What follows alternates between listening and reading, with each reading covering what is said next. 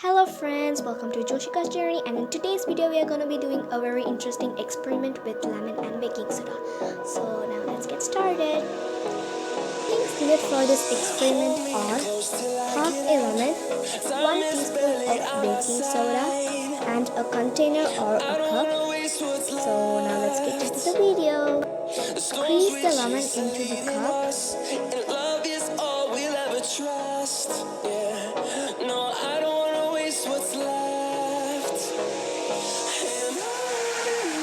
And then take 1 teaspoon of baking soda.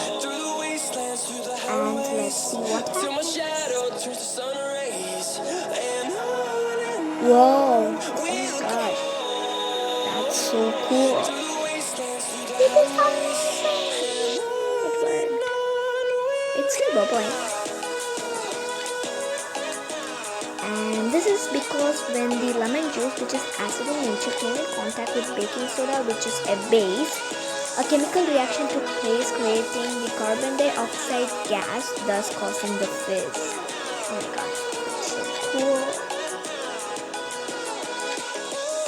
Hope you guys enjoyed this experiment. Please try it and comment down below, and don't forget to like, share and subscribe. See you in the next video.